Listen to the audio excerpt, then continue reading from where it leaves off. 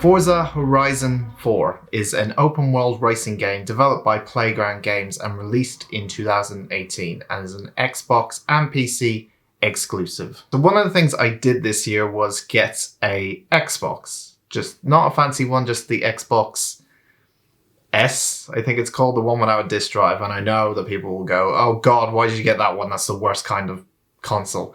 I wanted something just to play Game Pass games on, so that when the sales were on in January, I think I got it for about £70, which seemed like a steal, and you get Game Pass, like 3 months of Game Pass on top of that. So I was like, great, I've already got Game Pass on PC, I might as well have it in my living room pretty much. So I was really excited to boot up Forza Horizon 4 because I heard so much about it throughout the years, and I'm a massive racing fan. I play a lot of F1 games because I love F1 racing.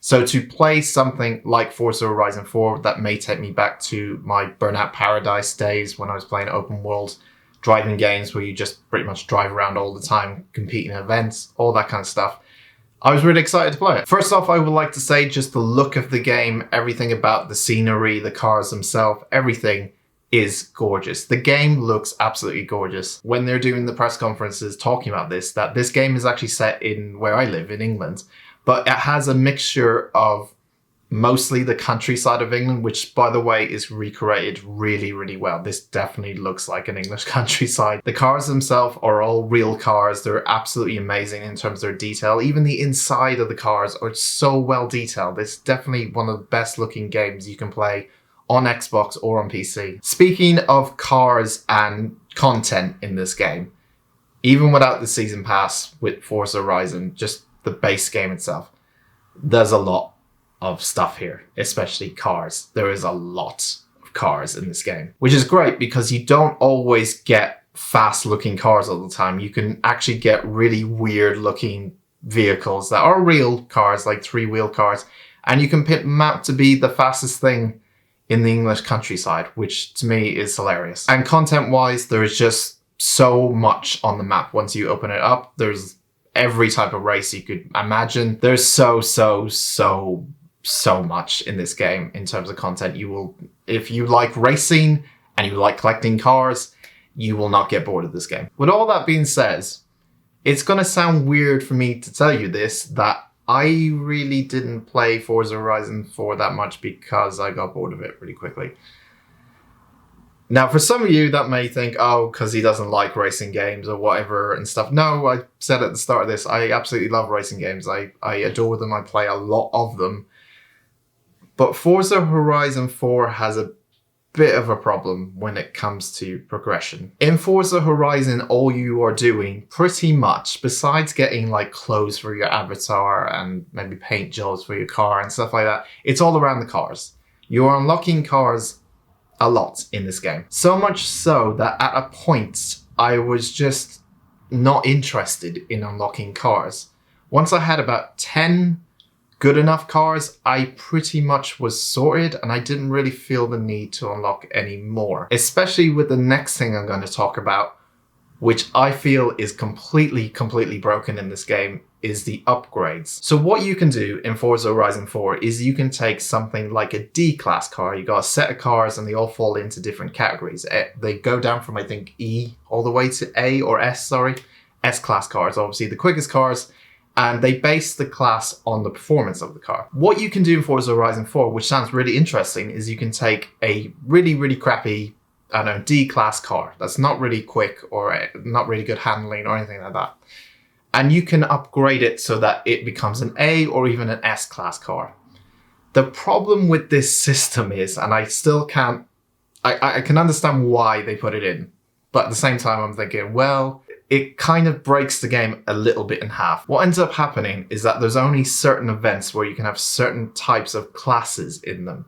So if you take your D-class car and what you think in upgrading it all the way to an A-class is a good thing, you might want to hold off on the upgrades, or at least upgrade it to the point where it doesn't become a D-class, just the highest it can be, which is already difficult in the game to really understand when it's not becoming a D or C-class, if you catch my drift. No pun intended. So essentially, you need these crappy cars to progress in some races or events. So the upgrade system doesn't feel like it's important, because why upgrade a D-class car to an A-class car when you've already got an A-class car? That to me doesn't seem right. I think they should have really just left the upgrade system completely out of the game. To me, that kind of ruins the game for me, because in terms of collecting cars, you can just pick an A-class car and upgrade that to the max and then never need an A-class car again. And sure, there's other cars that handle really, really differently to other cars, but in terms of just like raw speed, there's not much of a change. Maybe I'll get shit in the comments for this, for people who've played this game, but there's different types of kind of drive you can have in cars: 4-wheel drive, 2-wheel drive, front, rear drive, all that kind of stuff. And they all handle very, very differently. There's off-road cars as well that handle differently. This is another problem that I bumped into while playing Forza Horizon 4, is navigation. Now, you can fast travel in this map. It's completely fine. There's only certain areas you can go to, and you have to like take out banners or things on the road to unlock fast travel points in that area, which is kind of a cool little gimmick on the whole smashing billboards up that you had in Burnout Paradise. But this actually gives you some sort of perk, which is fast travel. But majority of the time, you're going to be driving to certain locations to start events. Now, the quickest way of getting there, you would think, is getting like a McLaren car that has 1,000 brake horsepower, or over 1,000 brake horsepower, or whatever, and driving on the road to that place. But what you end up doing after playing this game for a couple hours is that you realize it's much quicker just to get an off-road vehicle, like a monster truck or something like that, or a buggy, and drive flat out straight across the map through the walls and stones, stone walls and fences that you can easily knock down. And that's how you get to your event.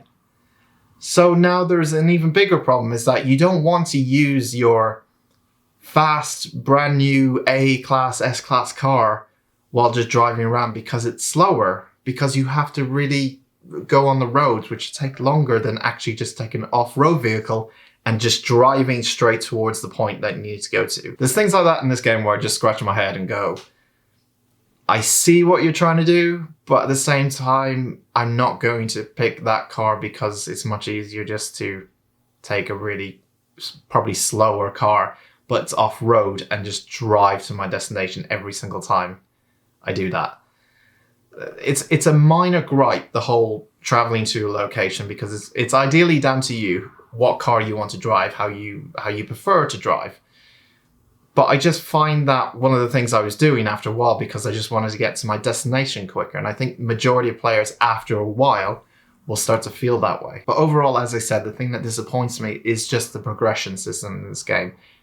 It's fun at first, because you're unlocking lots and lots of cars really, really quickly. But after a while, it just becomes mundane, and you just don't care about unlocking cars, especially with that upgrade system that I talked about earlier. That just doesn't feel amazing when you unlock a car. Yes, you could probably unlock a car that looks really good. It just goes out the window with the whole upgrade system that they put into this game, which I really think if they didn't do that, it would be a much better game in terms of collecting cars and how exciting it is to get a brand new car, because maybe it might be better than your other A-class car, instead of just going, oh, I'll just upgrade it so it's like an S-class. So, no biggie. It doesn't even matter if I unlock another car, I'll just upgrade it. That kind of thing just goes out the window. The surprise element of getting a new car just really dies really, really quickly. It fell into the same state that Burnout Paradise fell into. It's really just a lot of racing, which is not a bad thing. That's what this game is. But it does get boring after a while. And I felt the same way with Burnout Paradise. It literally is go to event, start event, finish event, do another event. And there's little things you can do in between. Obviously, there's the billboards and stuff you can knock down. There's like secret garages you can find like old cars in, which I kind of liked. But after a while, all you're doing is collecting cars. At the end of the day, it's just you're doing these things to eventually collect a car. And what I mentioned earlier just seems like, what's the point? It's a bit redundant. Look, if you just want a racing game and race all the time, this is a great game, 100%. But if you're looking for more than that, in terms of excitement, in terms of unlocking things and getting new things, and just in general progression in this game, it does get a bit boring after a couple hours. It's exciting at first, but then it's just getting a bit boring after a while. There's one thing I really, really like in Forza, which again is something I liked in something like Burnout Paradise. In fact, it's the most amount of time I spent in Burnout Paradise was doing the online multiplayer. But I used to go on that all the time and just do hilarious stuff like stunt events and jumping events and speed events and all that kind of stuff. And this is what this game was made for, because it's integrated into the game that you can actually see other players. But I'm finding that's the best side of Forza Horizon 4 is the online multiplayer. The single player side, I got bored of it really, really quickly, and I focused my attention on online multiplayer. And yes, what you can unlock in an online multiplayer is cars too. Everything you do in this game, you can unlock cars. But I wasn't really interested in that after a while. I just wanted to play some fun games. The rewards of getting new cars after a while, as I said, just went away. But I did enjoy the multiplayer. This is a great game. This is a fantastic game. It's pure racing and it's great, and there's loads and loads of content here and loads of cars to unlock. If that's what you're mainly interested, then I absolutely would recommend this game. On the other hand, in terms of how long it's going to last with you, in terms of progression and everything, and just getting excited by this game after a couple of hours, I think it just sort of dies, or its novelty dies after about 5-6 hours of playing this game. I played it for about 8, and I don't want to play it again. And there's still loads of things I need to unlock in order to, I guess, progress in this game. But I don't feel the need to, because of what I spoke about earlier, because what's the point? The upgrade system in this game just, I think, ruins it for the most part. So I don't really feel the need to unlock cars. Unless you really want to do it, that's completely up to you. But for me, I just got bored really, really quickly. And I know other people who have said the same thing about this. It's great. It's an amazing game. But it just doesn't keep you in its claws for long enough, because it's not exciting after a while. So with that being said, I'm going to give Forza Horizon 4 a 7 out of 10. Of course, if you are new to this channel, please do subscribe. Plenty of videos for you to watch. Old reviews I've already done, but I've got loads and loads of stuff coming in March and April, especially of new games, especially because February was a little bit quiet, but I also review old games that pretty much I either missed out on, or things that I don't think people give enough credit. So I usually try to do a review of those games. But do stick around, there's plenty of videos to come out in the near future. So until next time, I shall see you next time. I screwed that up, didn't I? I went this whole video without making one mistake, not one cut or anything I had to do, until right at the very end there. I'm so disappointed in myself, Jesus.